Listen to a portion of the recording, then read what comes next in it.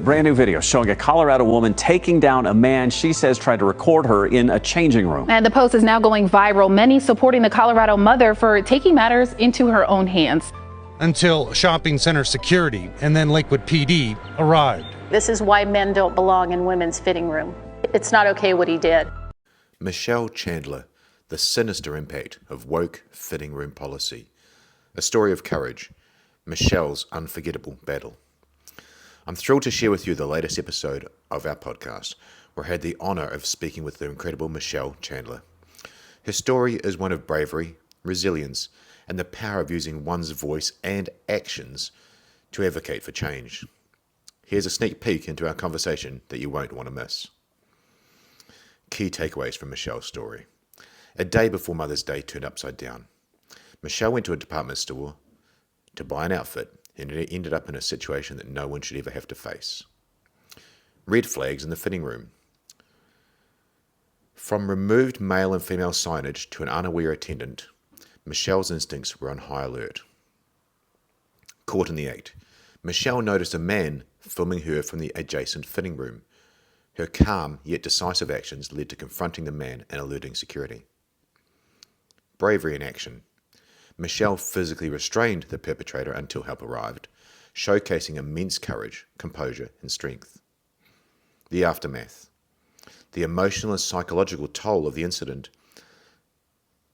and how Michelle's past experiences, including her daughter's involvement in a traumatic shooting, influenced her response. Legal consequences and advocacy. The discussion on the legal repercussions for the perpetrator and the urgent need for better fitting room security. Raising awareness. Michelle's passion for helping other women and her mission to raise awareness about safety and privacy in public spaces. Personal resilience. The role of faith, a positive mindset, and the importance of being mindful of one's surroundings. Societal reflections. Thoughts on the societal breakdown of men being men and the need for healing and support for those struggling with issues like pornography addiction. Driving change, the power of holding corporations accountable and voting with our wallets to drive meaningful change. Michelle's determination to use her voice to advocate for change is truly inspiring. Her story is a powerful reminder of the importance of self-awareness, preparedness, and the impact one person can have in driving positive change. So tune in to hear Michelle's full story and join us in this important conversation. Your support and engagement mean the world to us. Stay safe and be clever. And P.S. don't forget to subscribe to our podcast for more inspiring stories and insightful discussions. You can find Michelle on Insta at the links below. Instagram handle is CHANDLERThe. Check out the show notes. I'm Damien Porter, former New Zealand Special Forces operator, subject matter expert from hownottodie.com.au. And you're listening to my Straight Talk Mind and Muscle podcast, sponsored by these guys, mystate.com, the ultimate daily formula for optimum hormone health, stress management, energy, and performance. 100% natural and clinically proven ingredients, it provides everything you need to raise your game in a convenient, gut-friendly capsule. Links for my former shows are in the show notes below. Thanks for watching. And we're live. Welcome to the Straight Talk Mind and Muscle podcast. Welcome to my guest this morning in Australia, but nighttime over there in the USA, Michelle Chandler. Thank you for coming on. Thank you for having me. Hey, really, really amazing to have you on. You know, we communicated for quite a while back and forth. We had to deal with some logistical issues, some legal issues, but you've got an amazing story, and I never say that lightly to my guests. Your event that happened in the change rooms in a department store in the USA with a male filming you was, how can I say it, viral, and it was such a amazing difference what you did when you took action. For the listeners and viewers that haven't seen what you've done and what happened, can you give us some broad brush strokes, and then I'll dive in deeper. What actually happened in Nordstrom on that day? Yeah, I just went in. It was the day before Mother's Day. Went in to buy maybe an outfit for the next day, and I've shopped there plenty of times. And yeah, I took a bunch of clothes into the fitting room, and I think what alerted me, as I've shopped there before, it used to be men and women. And when I walked up to the fitting room, which has one entrance, you either go left or right. Typically, I would usually go left, but there are no signs. And the fitting room attendant was there, and she just said, both sides are open. Pick any room with an open door. And that kind of caught my attention, but I just went into the fitting room with a bunch of clothes and kind of thought nothing of it. Do you want me to keep going Yeah, about absolutely. Absolutely. Okay. I'm going to take a couple of notes, and that's a first red flag that I'll come back and dive into. But yeah, absolutely. Please keep going, Michelle. Yeah. So I had a friend with me, and I told her, let's take those last two fitting rooms at the very end, because the doors were obviously open. And did notice a couple that was there. There was, I don't know if they were married or just a couple. The male was outside her fitting room door and just, probably looking at outfits she was trying on for something. And I thought nothing of it. And I don't think anybody else was on that end of the fitting rooms. And went in. I was trying on, I don't know how many outfits, so I really don't know how long he had been videoing me. Yeah. But my first notice was he had some pretty smelly feet. Oh no. And I was just like, oh my gosh. And I almost told the gal that was with me, I was like, is that your feet? But I didn't want to say anything because I thought that's rude. What if someone else is in here? So as I went to bend down and take off a pair of jeans, I was like, man, this is like pungent. It was bad. Oh. And so I looked over to my left because I heard someone there. And to my surprise, I look over, I see men's shoes and his feet, very dirty socks. And his iPhone was pointing right at me. Wow. Yeah. Yeah. So, in that moment, I just was thinking through and staying calm. The way he was holding his iPhone. So I knew, I stood up slowly and I thought he didn't see me because he would have had to been laying on the floor looking at his screen. Right. Yeah. Yeah. So I stood back up slowly and just pulled the pants back on. I didn't zip them or anything. And I just walked out quietly.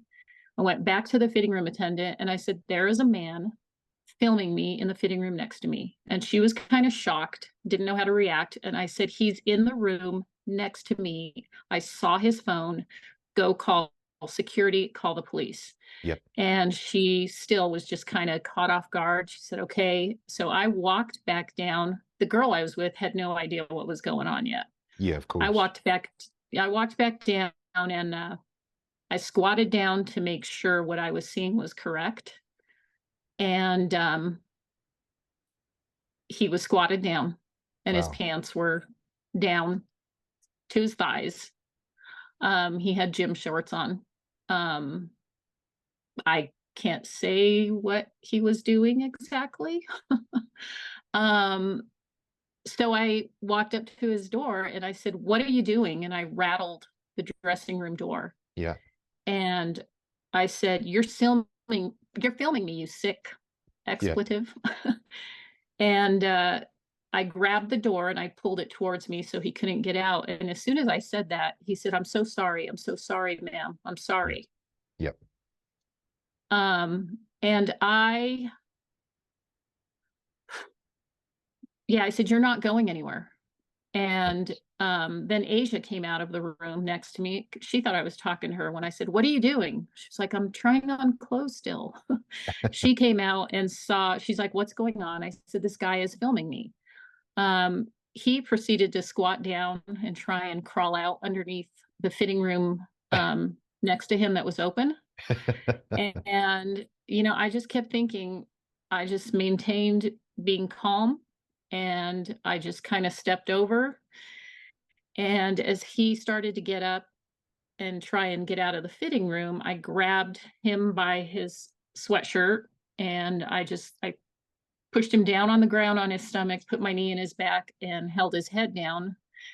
At that point, I looked up down the hallway, and the fitting room attendant was there. I said, "Go call the police." So this hasn't been, She she said, "I hasn't got on did." the phone to the police already in that time? Well, she had left and come back. Yeah. And they never came down like to help. Mm. She was still back in her little spot at the entrance, and I said, call the police. Yep. And she said, we called security. And a couple more minutes went by, and I'm just holding him down, and my adrenaline's going, and 2 male employees came in at that point. They walked up to me and they said, "What's going on?" I said, "He's filming me." And they said, "How do you know that?" And I said, "I saw his phone and he's admitted to it." And they said, "Okay, we got it." And I said, "He's going to run." Yep. And they said, we got him." And so I slowly got up, and as soon as this guy could kind of get to his knees, he was taken off. So the 2 male employees for Nordstrom were trying to detain him, grabbing him. They were all kind of a scuffle, just spinning around, arms flying, hanging onto sweatshirts. And I heard maybe the fitting room attendant, but it had to have been an employee, say, "There's nothing you guys can do. You can't do anything." And that's when I like squeezed in between them and got in front of them, because he was getting close to the entrance of the fitting room so he could leave. And I got in front of them. I just grabbed him in a headlock and held on and took him, down to my side. And then we were at the entrance of the fitting room, so I just leaned against the wall with my body weight onto him. He was fighting with his arms and legs. And so that's the short video that you see on the internet now. That piece is out there. So yeah, one of the employees is holding a sweatshirt around the corner, and the other employee is grabbing his legs and saying, "Just relax. You're not going anywhere. There's a bunch of people here that are going to stop you." He kept fighting and tensing up.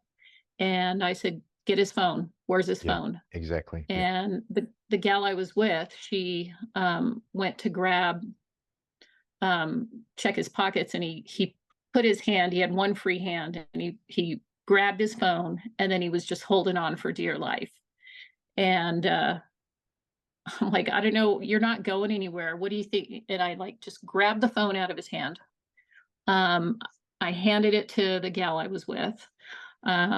She got his wallet out of his pocket. I think at that point he was like, "I'm not getting out of this." He did not want to give up his phone. So at that point, I think he just was like, I'm not getting out of this. And then he kept saying, "Can I sit down? Can I sit down? I'm uncomfortable. Can I just sit down? I'm not going to run." So the 2 male employees said, "Yeah, let's just let him sit down." And right before that, though, when I was holding him against the wall in the headlock, I look up, and there's customers that are at the entrance of the fitting room. I saw women, I saw a couple men, and there was a man that was looking on, doing nothing, and pulls out his phone. And that's where I'm on the video saying, "This is what's wrong with this country. And this is why men don't belong in fitting rooms." And this male customer is just looking at me. I'm like, "This, you guys, no one's helping." The male employees, were, but I was just shocked that the onlookers were just there to take pictures, or who knows. So the 2 male employees said, "Let's let him sit down and we'll hold his legs." I said, "You better not let him go." And at that time, the fitting room attendant or other employees said, "We've alerted security. The police have been dispatched, but they're on a priority call. We don't know how long it'll be till they get here." Yeah. I said, "I got all day." And so I was holding him against the wall, and I turned complete 180 so I could let go and sit him down against another wall. One of the male employees held one of his arms behind his back. The other male employee sat on his feet. And I would say 20 minutes had already gone by. And the management or someone in charge came back and said, "You need to remove yourself from the situation." And we were kind of like, "You've got to be kidding me." I think I even said, you let people get away with shoplifting. What are you you're gonna let them get away with this? Like, where does this end? Yeah, I where's the can't line? believe this. Yeah. Yeah. And she said, "If you two," meaning me and Asia, she said, "if you two want to hold him, that's up to you. But the employees need to remove themselves from the situation immediately."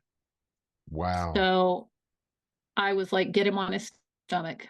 Yeah. And the male employee that had one of his arms behind his back just kind of held him, got him down on his stomach. I took his arm, took his other arm, held him, and sat on him. And then I told Asia, and then they left. And I told Asia, there was a belt nearby. I said, "Grab that belt, put it around his ankles, pull it Yep. tight." And I got all day. And shortly after that, head of security for Belmar, the shopping center area, showed up. He said, "I'm going to have her release you, but you're going to sit against the wall. The police are on their way. You try and run, I will drop you. Do you understand?" And he said, "Yes." So I let him go. He sat on the floor against the wall. Head of security said, "Do you know why you're here?" And he said, "Yes, for filming females in the fitting room." Another confession. Yeah. And so he, yeah, that's when probably a couple minutes later, the police showed up. And there was talk of a knife. And I didn't hear him, but Asia did. And I think the male employees, he was asking about his pocket knife, wondering if they found it, or which I thought was kind of bizarre.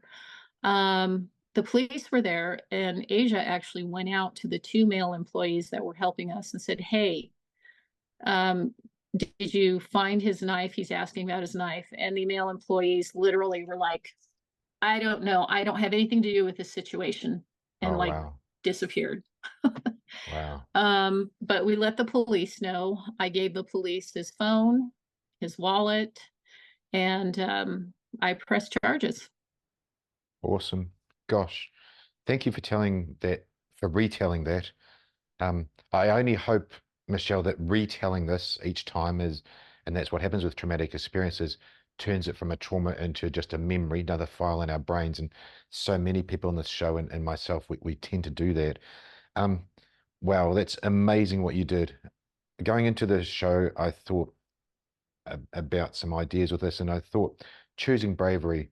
I literally talked about that with a UK Special Forces guy last night that was awarded one medal down from the Victoria Cross, which is just like one medal down from the Medal of Honor. And my belief is that there's no brave people out there, but you choose bravery at certain times. And that's literally what you did. You chose bravery to hold that fitting room door closed so he couldn't get out. You chose bravery to go and get on top of him. Really stunning what you did. Going back, can I unpack what you did a little bit? Mm-hmm. Yeah. And then we'll sort of summarize the whole thing and where it's at now. That first red flag you felt of, hang on a sec, I don't see the signs now. And the fitting room attendant said they're all open, or you go choose any one. That was a first red flag. And Tony Blair, who's I've had on the show, the godfather of self-defense, I called him.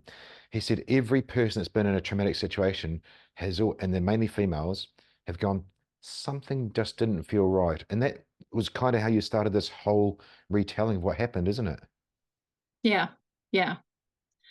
Definitely. I mean, it just, I really didn't think too much of it, but the fact that she said, both sides are open.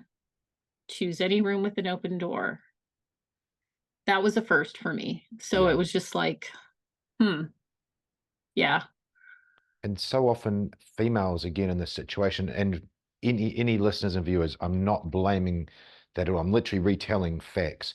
So often females, and I've had them in the class and the course I teach, they go, "Oh, I didn't want to be impolite. I didn't want to make them feel that they're thinking about others and not their own safety." Would that be right? Yeah. Yeah.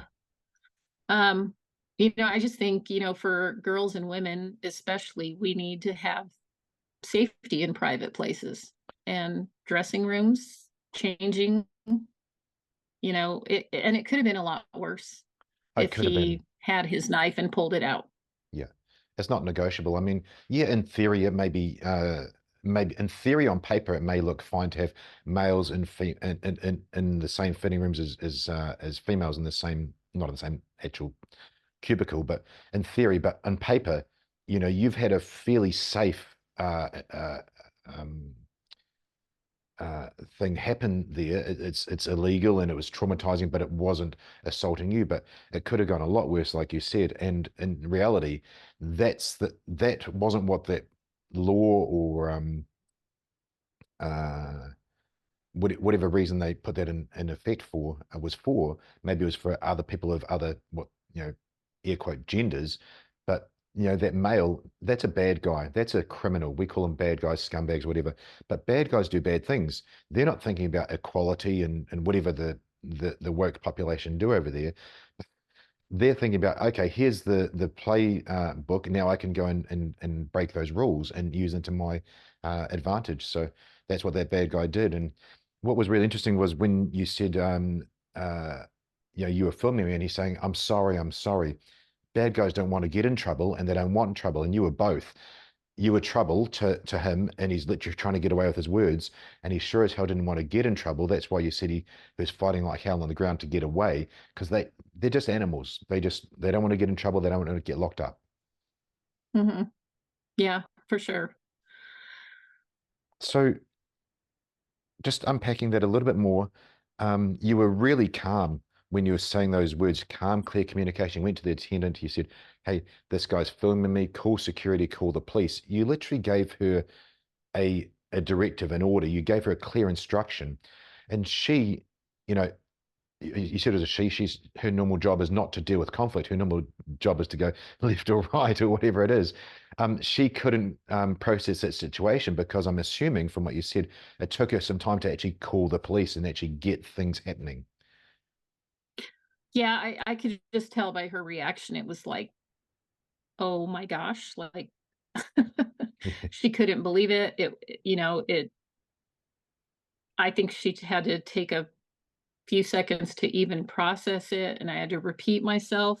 Yep. He's right next to me. He's videoing. I saw the camera. Go call security and the police. So, yeah. You had such calm, clear communication. Again, when you said you're on top of him, restraining him, and the people came along and said, "What's going on?" And you're saying, "He's filming me." They said, "How do you know that?" Said, "It's on his camera. I saw it." These things. Michelle, what skills do you have that allowed you to be calm in that situation and have the skills and strength and so on to be able to hold him down? What's your background? I have no background. I have 5 kids, uh, 5 amazing kids. They're all adults now. So, um, you know, I think I'm just super mindful of my surroundings. Yep. And I would say that started really many years ago. One of my daughters was in the Aurora Theater 9 shooting Oh with the no. gunman. I know. Yeah, she's She okay. survived. She's okay. Yes, yes. But I think dealing with something like that so close to home, Mm. and I would say that's when we were educating our kids and, you know, all about concealed carry and self-protection. And, you know, and with that comes being aware of your surroundings Yeah. and, you know, little things like not sitting with your back to a door in a restaurant and, you know, being in places and observing behaviors. So I feel mentally, it's just kind of there. Yeah. Yeah. Um, and yeah, I've been through a lot these last few years, um, quite a bit, and I've had to deal with a lot of internal healing, Yeah. dealing with a lot of negative belief systems and some, you know, traumas all the way back to birth and Wow. childhood and young adulthood. And I think, you know, I'm in recovery right now. And so I think working my program has really given me a healthier mindset to pause, to think through things. I'm one that always says our mind is a powerful weapon, keep it loaded, and it's what you keep it loaded with. And, you know, I have to, you know, I'm a woman of faith. And so just keeping my mind focused on truth and what's right, kind of all of that together, just pausing and doing the next right thing. And yeah, I don't know, it just a calmness came over me. You know, I felt violated. I was able to do something. Hmm. I restrained him when everything in me wanted to react from all of my history. Yeah. You know, I did. I was like, I'm in control. And I was on when I was on his back, and there's that photo that's out there. I'm sitting on his back, got both hands behind his back, and all of my stuff that I've been working through, especially this past year, all of my traumas, belief systems, insecurities, anger, resentment, it just came flooding, you know, across me in the moment. Yep. And I was there and I was like, you can't do this to me. You're not going to get away with this. You need to be held accountable. You know, I was thinking all of those things. And then I said to him while I was sitting on top of him, I said, I could beat the crap out of you right now. Yeah. You cannot, you messed with the wrong lady. And I said that to him, but in that moment, again, back to my thoughts and my thinking, I took a deep breath and I said, this is a sick man. God, keep me from being angry. I will be done. And it was like in that moment of being in control and kind of having my fists tight and holding on and injustice and he's going to pay. But then it was like just a release for me Yeah. of all that stuff. Wow. And yeah, it was, but a few days later it was pretty heavy. Yeah. Just processing. So Yeah. We'll talk about that. That's okay. amazing. That's amazing that you took that action. There's a book called Natural Born Heroes by Chris McDougall, and it talks about people like you, people exactly like you, like a 62-year-old school teach female, and a student comes at her with a knife, and she puts him down. Never had any training before in her life. People just like you, Michelle, and what it is it's choosing bravery at that time, and they become heroes, and you are a hero. You know, America's a real interesting place. We've got the US Marine that held a guy down that was saying he's going to kill people. He was on a subway train, and that Marine's being tried for manslaughter, and I think was actually convicted. That's one side of things. But then we got people like you, untrained, did the exact right things, controlled your thoughts, controlled your emotions, and have used appropriate and reasonable force there, and hopefully gonna cause a change. So let's go down that way.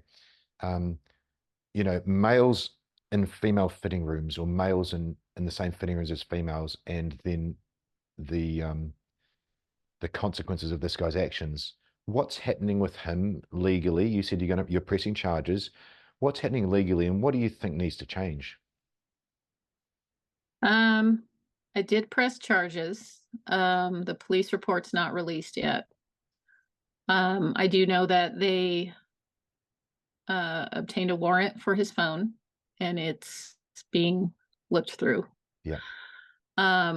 So I do know what he was charged with. I do know he has a court date in a month or so. Yeah.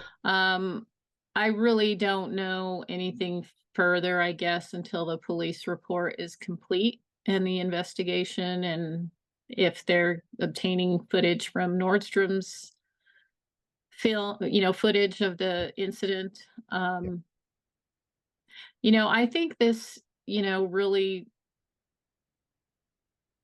really raises awareness on so many levels, and it's what I'm passionate about. Before this incident occurred, I had a story to tell, and I was, I'm in the process. I journal a lot, and I want to write a book, and I want to help other women on several different platforms, just from my life story. And then this happened. Yeah. And I'm like, well, this is just another chapter in the book. So, I think the whole male female, I mean, it's already politicized. At the end of the day, if they're going to have, they should have marked fitting rooms. They should protect women, girls, children. They have the capacity to have floor partitions all the way down to the floor. Yes. Because at the end of the day, I have my beliefs on, the gender neutral situation. But I'll use Old Navy as a really good example, because I went in there the very next morning, and it's not about men, women, pick a side. They have 8 fitting rooms in the middle of their store. So it's like community fitting rooms, right? But they're right there in the middle. They're open. There's a hallway, nothing's closed off, but the fitting rooms themselves go all the way down to the floor. The door shuts and locks, and the door goes down to the floor. So this wouldn't happen there. Yeah. What an easy fix. What an easy fix. Totally easy fix. Yeah. I think Nordstrom, I think some of their department stores have private fitting rooms. A couple of their Nordstrom racks, because I frequent Nordstrom, it bums me out because I love that store. But a couple of the Nordstrom racks, they have fitting rooms, and they're on either side of the store, by the men's suits, by the women's lingerie. So it's kind of implied. But still, I think them removing the women's men's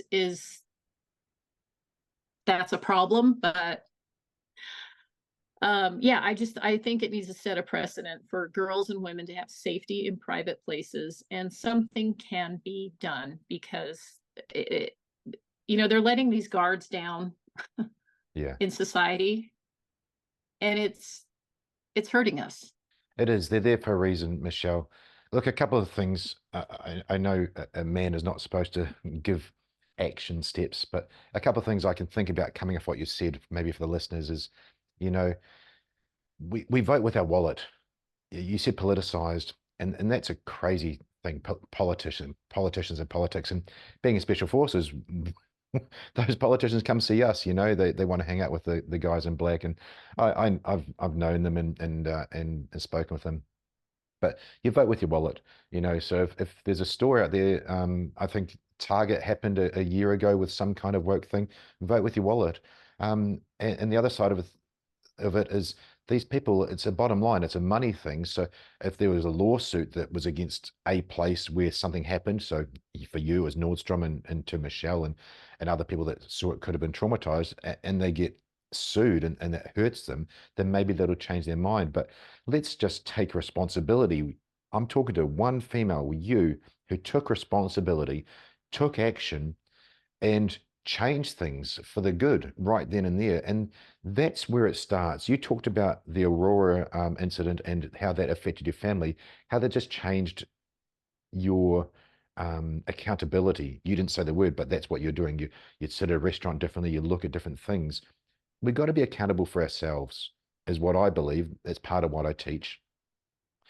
And some of that, a lot of it starts with the headspace, with your mental and situational awareness.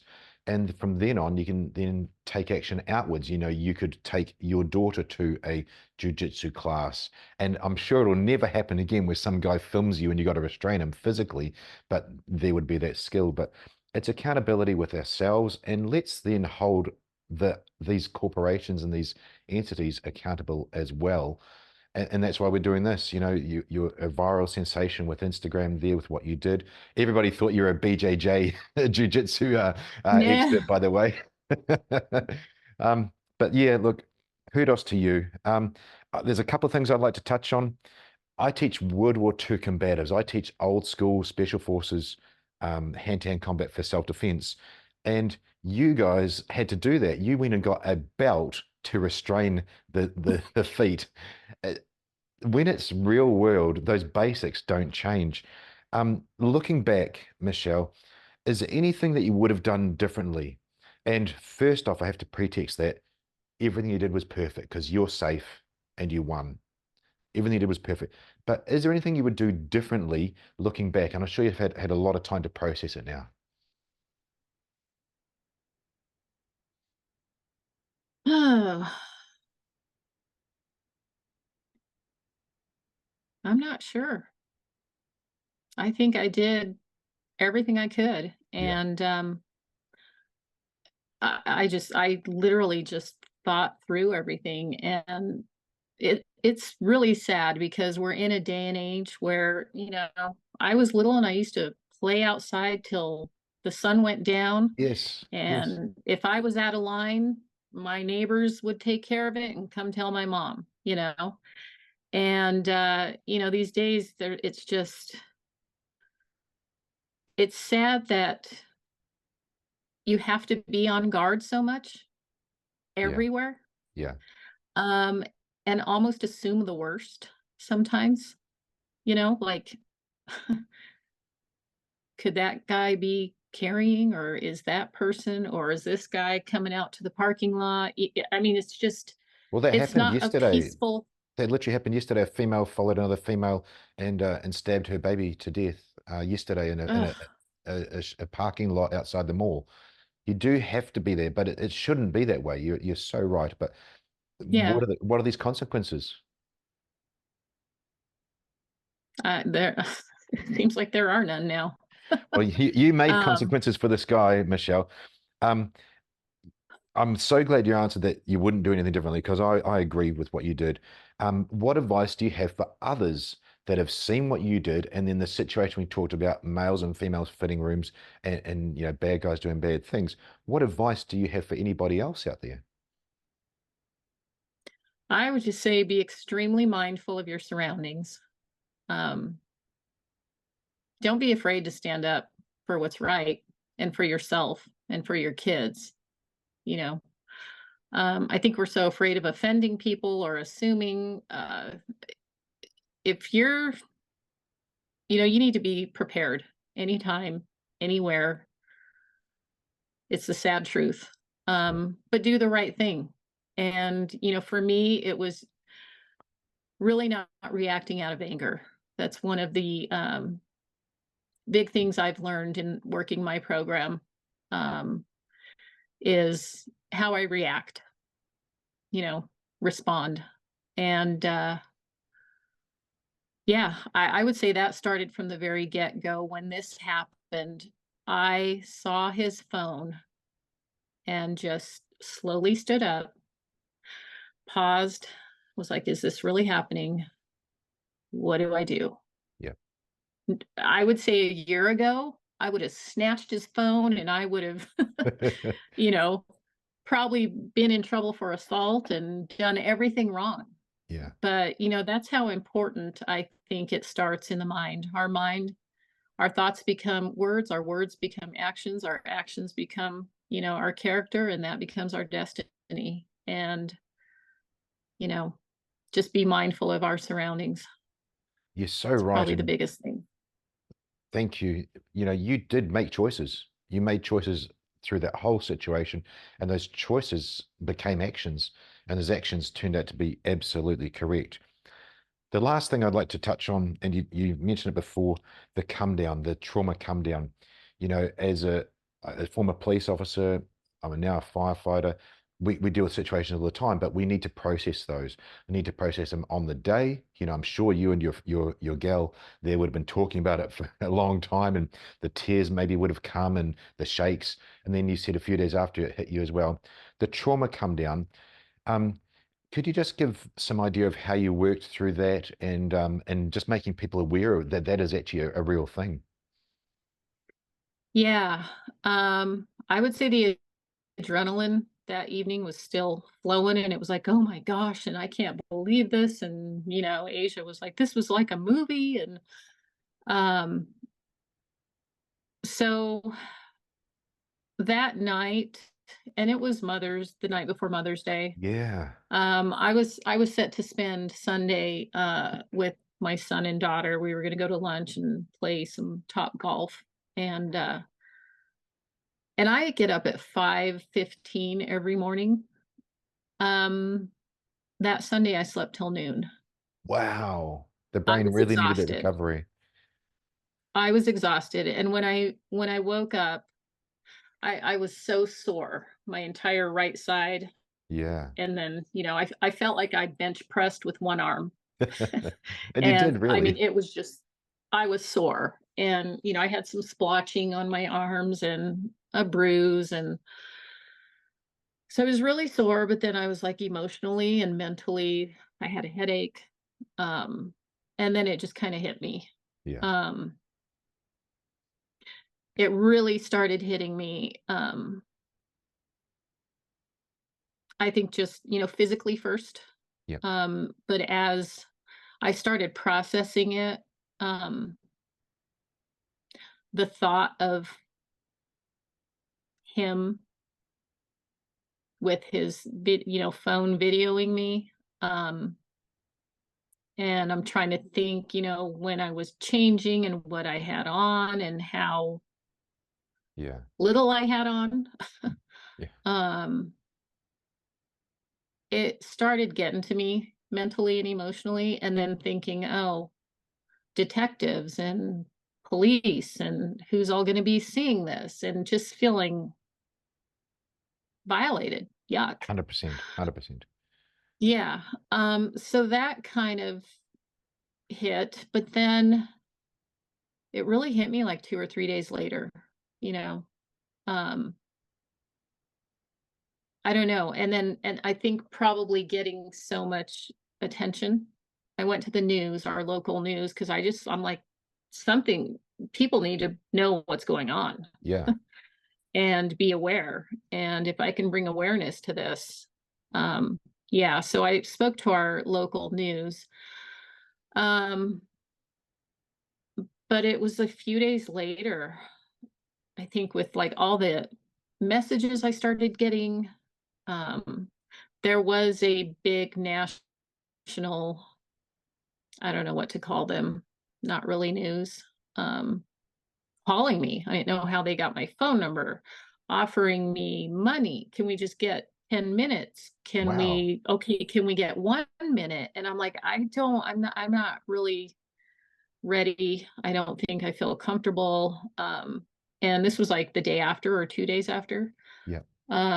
And I had to say at the last minute when they wanted to FaceTime and get me on the air, um, I said, I can't, like, I need to protect my peace. Yeah. And they offered money, and I said, my peace does not have a price tag. I just need to process through this, and I'm not ready. Yep. So yeah. And then it's been tough to, I think, deal with the whole situation. Um, just all of the feelings and how it connects to a lot of different things in my life. Yeah, of course. Um, and, having men look on and do nothing is a big trigger for me.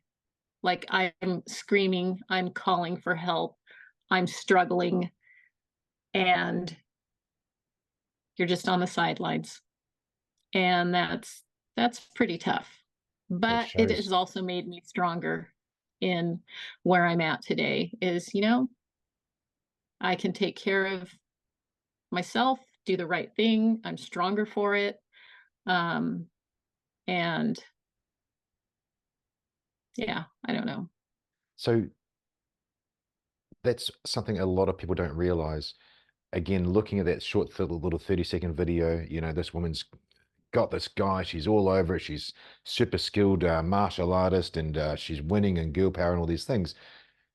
Turned out to not to be quite the case. You were doing the right thing. You were not afraid to stand up for what's right.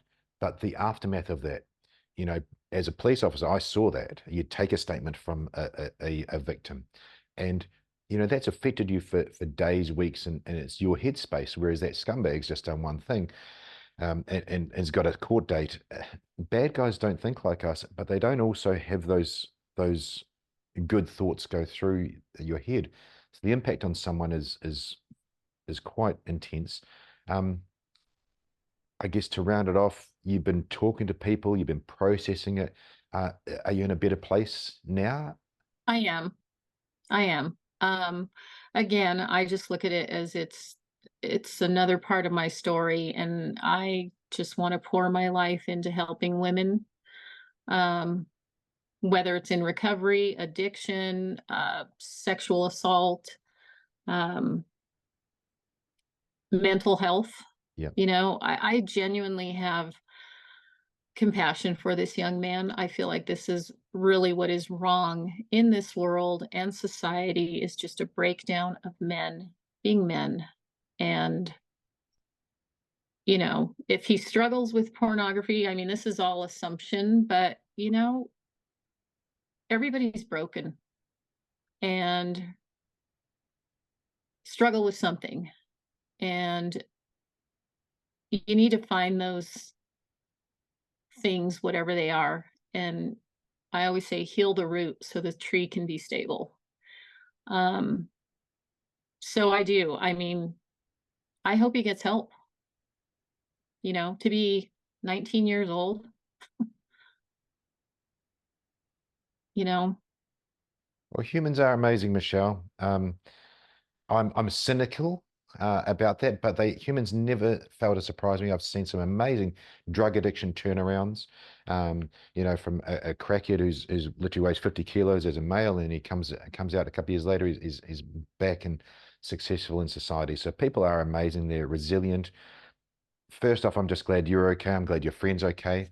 It's brilliant to hear how you've gone on with your family from the Aurora incident and how that's empowered you all to be able to do the right thing there, and for you to be able to be powerful enough to come on the show here, talk about your experience. And as I said, with so many people on the show, if one thing someone's heard has helped someone, we've done our job. And there's so much gold in what you said, Michelle. It's just been amazing to be able to share your story. I want to say thank you. yeah, thank you. I want to say one thing. It was a couple days before I shared this with our local news or radio station here, but it was just so funny that a couple days before this happened, I followed Jocko Willink. Oh, yes. And there I love that guy. I read a couple of his books, and he had just posted a video, and it was like, sometimes you're gonna have to go it alone. You're gonna have to do it alone. There's not gonna be any support, no family support, no team support. you're going to have to dig deep inside you and do it alone. And if you can do that, you'll win. And I was like, I love that.